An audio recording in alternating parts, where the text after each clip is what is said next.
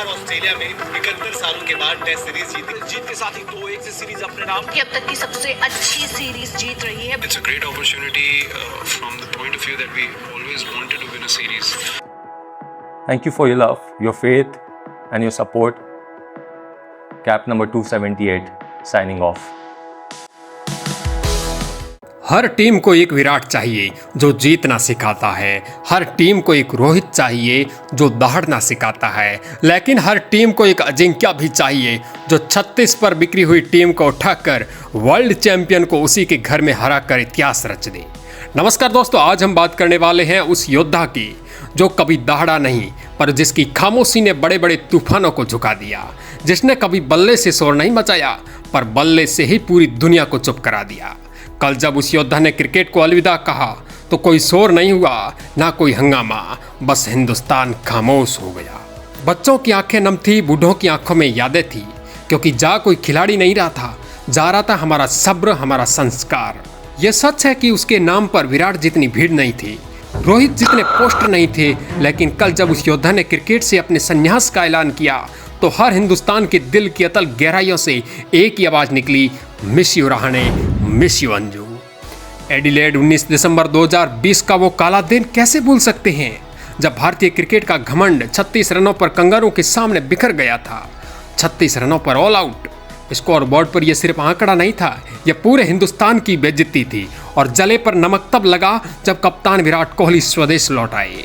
पूरे देश में हाहाकार मच गया। मीडिया चीख चीख कर कहने लगी कि हिंदुस्तान ने घुटने टेक दिए हैं। क्रिकेट पंडित भविष्यवाणी करने लगे कि ऑस्ट्रेलिया को यह सीरीज जीतने से कोई नहीं रोक सकता।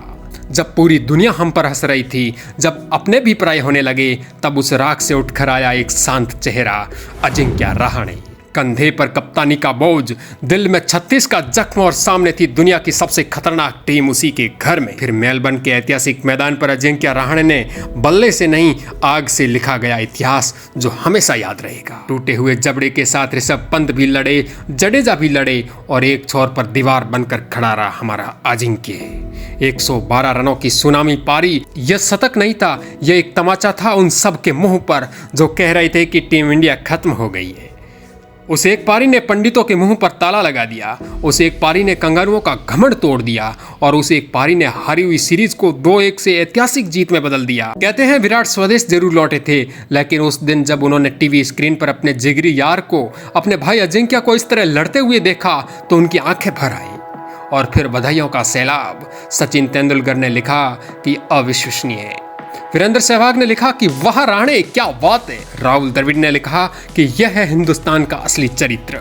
सबने एक ही बात लिखी कि हिंदुस्तान रहाणे की इस पारी को कभी नहीं भूलेगा, क्योंकि यह सिर्फ एक शतक नहीं था, यह चाणक्य जैसी रणनीति थी जिसने हाथों से निकला हुआ मैच छीनकर भारत की झोली में डाल दिया। यह कहानी है उस योद्धा की जिसने शांत रहकर सिखाया कि असली लीडर वो नहीं जो चिल्लाता है, असली लीडर वो है जो गिरती हुई टीम को उठाकर इतिहास बना देता है। कहते हैं राहुल द्रविड़ के बाद अगर किसी ने सिखाया कि दीवार कैसे बनते हैं तो वो है अजिंक्य रहाणे।